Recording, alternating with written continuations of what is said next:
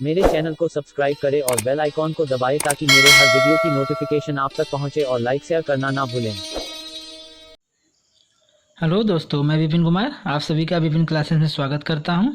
पिछले वीडियो में हमने जाना था दोस्तों WHO के सामान्य परिचय, WHO के बारे में दोस्तों WHO का सामान्य परिचय जाने थे दोस्तों। आज हम जानेंगे WHO का संचालन कैसे होता है दोस्तों। तो दोस्तों इसके पहले हम थोड़ा कुछ और बताना चाह रहे हैं आप लोगों को कि जो WHO ने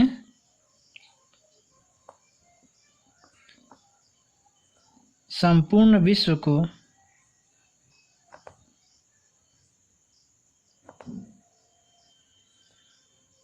छह भाग में बांटा था दोस्तों, छह भाग में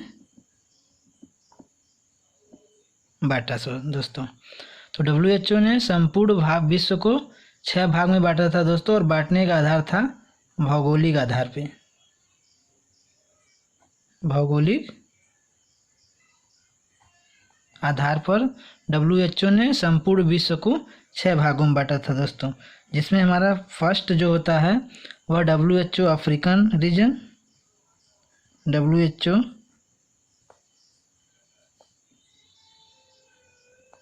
अफ्रीकन रीजन, अफ्रीका वाला भाग। दूसरा हमारा होता है दोस्तों WHO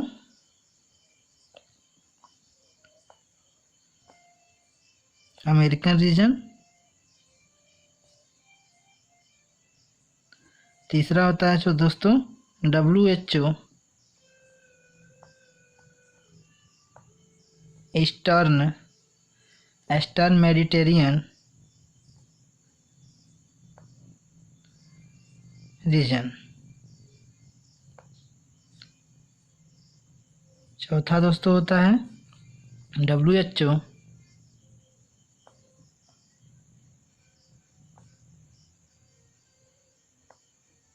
south east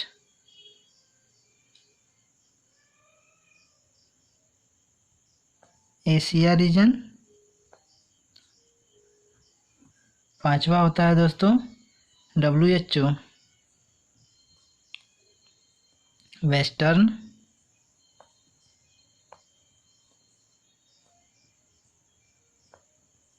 Pacific region. और लास्ट हमारा दोस्तों होता है WHO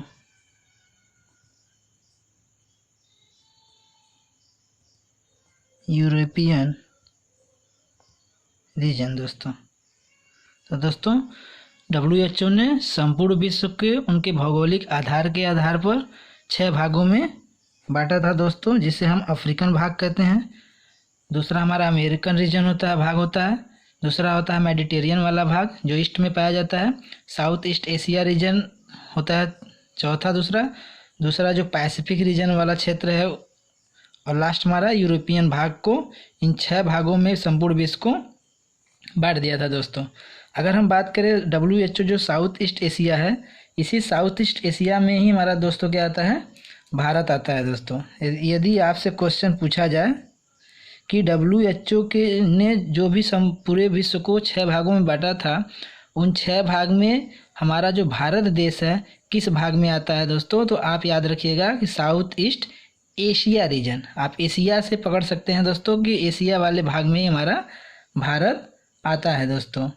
तो दोस्तों इस चीज़ को, इन छह भागों को याद रखिएगा कि WHO ने संपूर्ण विश्व को उनके भौगोलिक स्थिति के आधार पर छह भागों में डिवाइड कर दिया था दोस्तों, जो इस प्रकार है। आगे हम बात करेंगे दोस्तों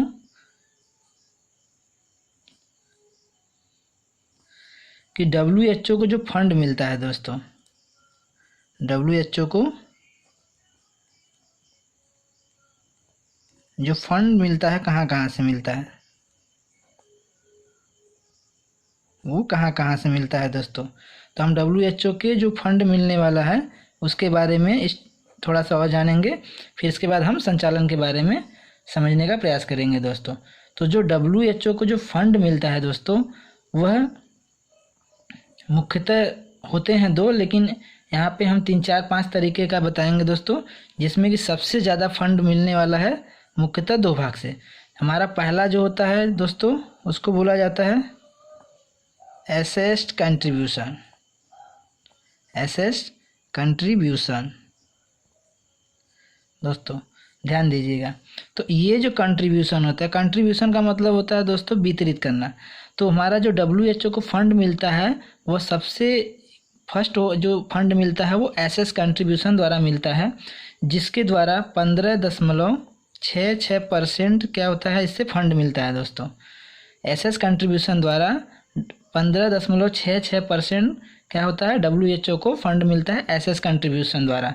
इसमें क्या होता है दोस्तों कि हमारे जो भी WHO के मेंबर देश हैं, आपको पता है दोस्तों कि WHO का मेंबर देश कितना है, कितने देश ऐसे हैं जो हमारे WHO का मेंबर है दोस्तों, 194 देश। तो जो 194 देश हमारे इसके क्या है, मेंबर हैं। तो दोस्तों WHO को सबसे ज़्यादा फंड्स जो फंड किन किन विधियों से मिलता है, कहाँ कहाँ से मिलता है, तो सबसे पहला फंड जो मिलता है एसएस कंट्रीब्यूशन द्वारा, जो 15.66% मिलता है दोस्तों। तो ये जो कंट्रीब्यूशन इसके द्वारा जो फंड्स मिलता है दोस्तों, इसके जो मेंबर WHO के मेंबर हमने बताया था दोस्तों पिछले वीडियो में कि उसके 194 ऐसे देश हैं जो WHO का मेंबर बना हुआ। तो ये 194 देश का क्या देखा जाता है दोस्तों, उस देश की GDP देखी जाती है, उस देश का पॉपुलेशन देखा जाता है,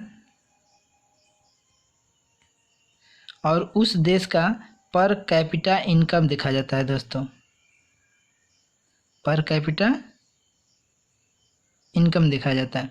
तो जो भी ये 194 देश WHO के मेंबर बने हुए हैं, उन सभी देशों का GDP देखा जाता है दोस्तों, उस देश का कितना पॉपुलेशन जनसंख्या है, और पर कैपिटा उस राज्य जो कैपिटा है दोस्तों, पर कैपिटा इनकम देखा जाता है।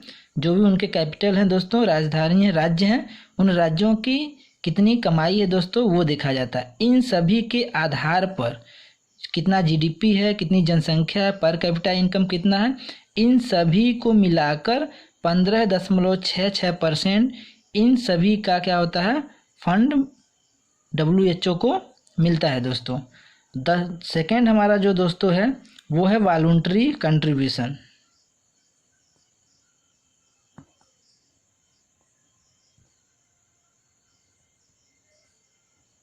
वॉलंटरी कंट्रीब्यूशन दोस्तों, तो जो हमारा ये जो हमारा दोस्तों है, इसके द्वारा जो मिलने वाला फंड है दोस्तों, वह 35.1% जो है वो WHO को वॉलंटरी कंट्रीब्यूशन द्वारा फंड मिलता है।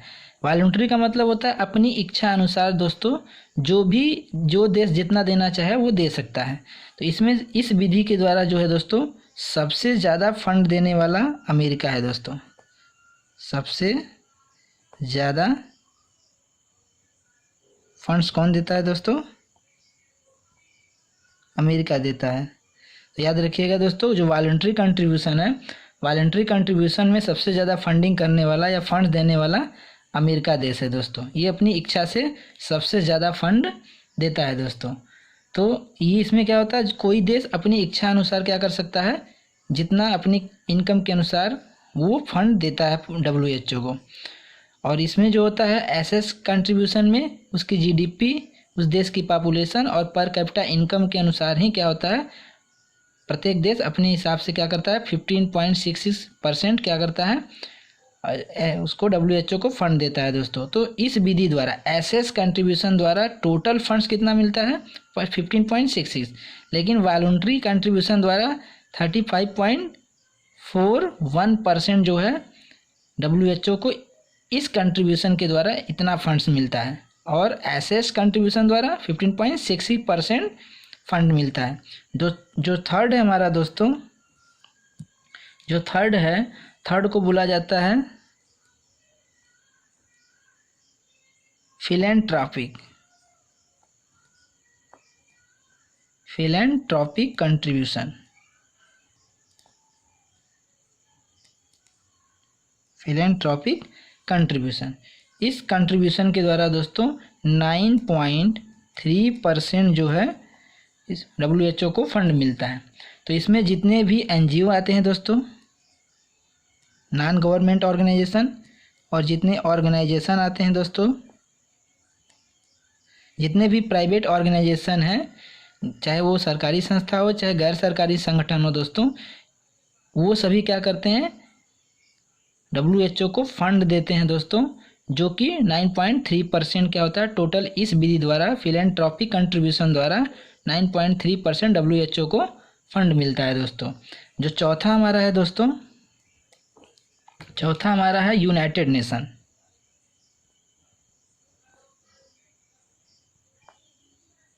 यूनाइटेड नेशन जो है दोस्तों वह 8.1% जो है यूनाइटेड नेशन फंड देता है WHO को। अब ये फंड क्यों देते हैं दोस्तों आगे हम अभी जिक्र करेंगे। अभी हमने टॉपिक पे बताया है कि इनको फंड कहाँ कहाँ से मिलता है, तो इन विधियों के द्वारा उन्हें फंड मिलता है। जो लास्ट हमारा दोस्तों आता है पांचवा, वो अदर में आ जाते हैं, और भी ऐसे अन्य में आ जाएंगे दोस्तों। अन्य विधियां हैं जिसके द्वारा WHO को फंड मिलता है दोस्तों। तो अदर विधि के द्वारा जो फंड मिलता है दोस्तों वह 30 से 35% फंड मिलता है। तो एसएस कंट्रीब्यूशन द्वारा फंड मिलने वाला 15.66% WHO को मिलता है। किस आधार पर मिलता है दोस्तों? जीडीपी के आधार पर। जितने भी मेंबर कंट्री हैं WHO को, उनकी जीडीपी के आधार पे, पॉपुलेशन के आधार पे, पर कैपिटा इनकम के आधार पे, इन सभी के आधार पर 15.66% जो है WHO को फंड मिलता है। दूसरा हमारा होता है वॉलंटरी कंट्रीब्यूशन।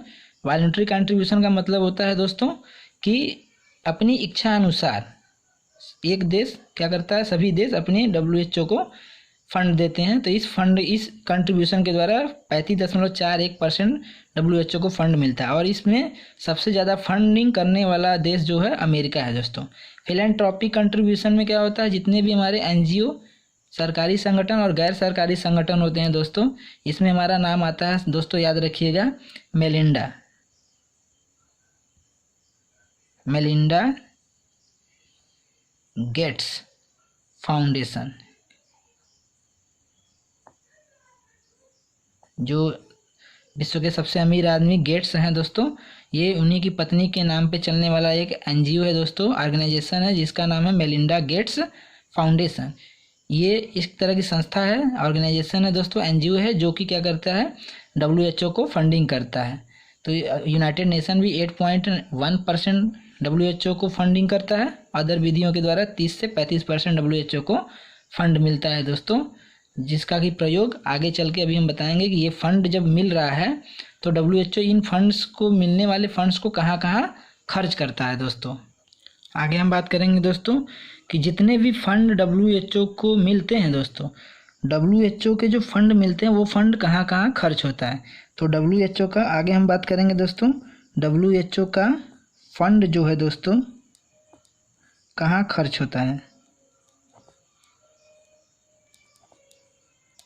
कहाँ खर्च होता है दोस्तों, इसके बारे में जानने का प्रयास करेंगे। तो अभी हमने जाना कि WHO को फंड कहाँ कहाँ से मिलता है, कितना % मिलता है दोस्तों। तो अब हम जानेंगे कि जब WHO के इतने फंड मिलते हैं तो उन फंडों को जो है, फंड्स को जो है WHO खर्च कहाँ करता है। तो दोस्तों जो खर्च करने का सबसे मुख्य नज़रिया है उसका कि WHO प्रति वर्ष क्या करता है दोस्तों, एनुअल सबमिट करता है।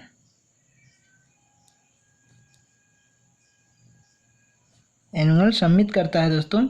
इसमें उसका क्या होता है, ये जो फंड मिलता है एनुअल सबमिट में प्रति वर्ष जो करता है, एनुअल सबमिट में, उसमें ही क्या करता है, वो ज़्यादा से ज़्यादा फंडिंग खर्च करता है दोस्तों। इसमें जितने भी हमारे राष्ट्र देश हैं वो भाग लेते हैं इस एनुअल समिति में। इसमें सभी देश, सभी जो सदस्य राष्ट्र हैं दोस्तों, ये क्या करते हैं, इस समिति में भाग लेते हैं दोस्तों। और दूसरा इसका जो है, दूसरा जो है दोस्तों जहाँ पे ये फंड अपना खर्च करता है, वो क्या करता है, WHO क्या करता है, वैक्सीन रिसर्च करता है दोस्तों। वैक्सीन रिसर्च करता है दोस्तों। तो वैक्सीन रिसर्च में क्या करता है, इसके पैसे क्या होते हैं, फंडिंग खर्च होते हैं। विभिन्न बीमारियों के जो वैक्सीन सर्च, जैसे कोरोना भी चल रहा था दोस्तों, तो कोरोना के लिए वैक्सीन खोजा जा रहा था, तो उसमें भी बहुत सारा पैसा अपना ये WHO खर्च करता है दोस्तों। जो थर्ड है हमारा, WHO द्वारा दोस्तों विश्व में विभिन्न बीमारियों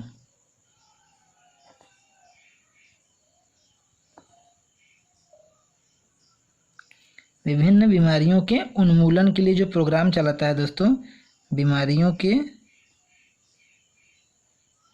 उन्मूलन के लिए बहुत सारे प्रोग्राम चलाता है WHO दोस्तों। तो उन प्रोग्राम को चलाने के लिए भी क्या करता है WHO अपना फंड खर्च करता है दोस्तों। आगे हम बात करेंगे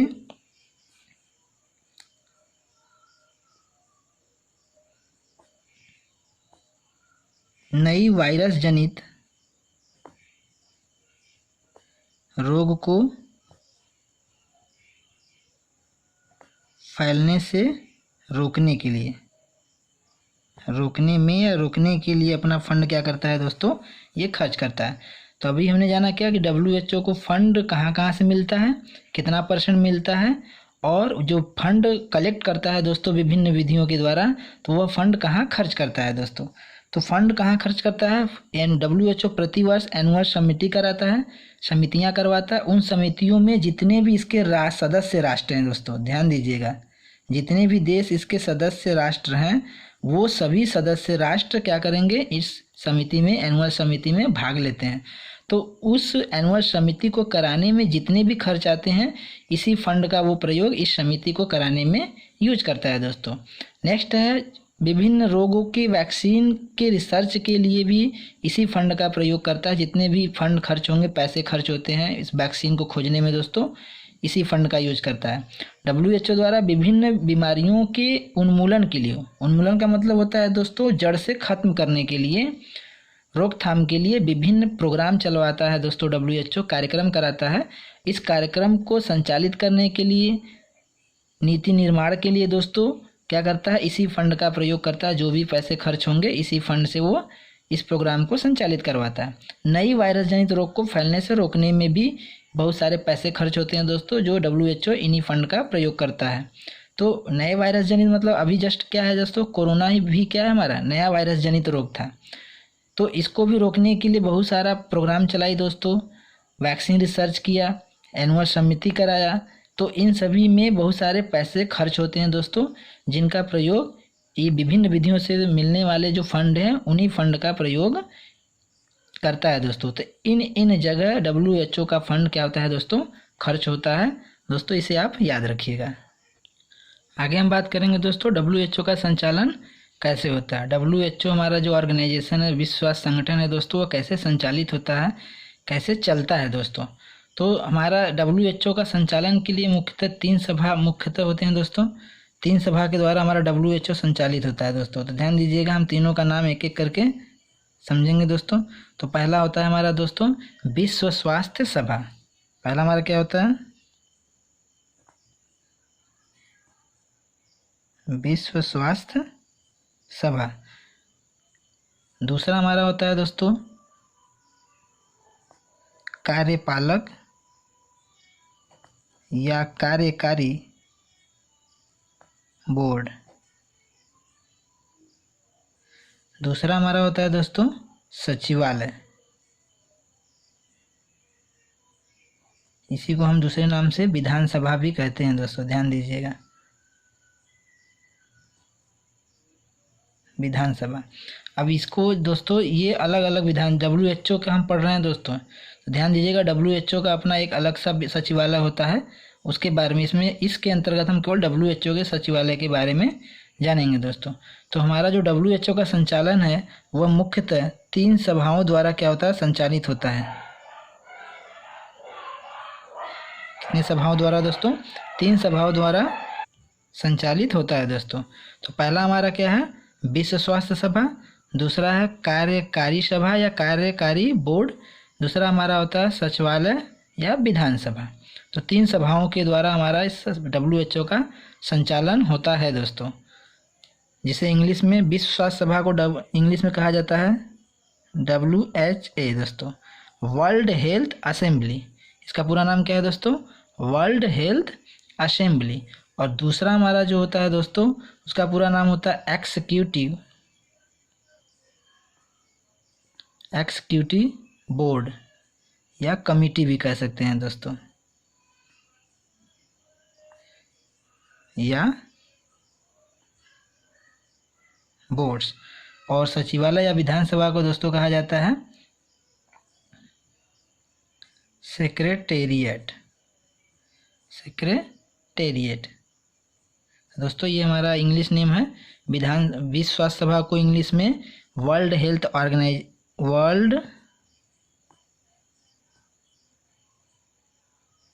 असेंबली होता है दोस्तों। WHO का पूरा नाम world health assembly. Executive committee या एक्सिक्यूटिव बोर्ड कहते हैं दोस्तों, एक्सिक्यूटिव, और सचिवालय को इंग्लिश में सेक्रेटेरिएट कहते हैं दोस्तों। तो इन्हीं 3 सभाओं के द्वारा हमारे WHO का संचालन होता है, क्रियान्वयन होता है दोस्तों, संचालित होता है हमारा WHO।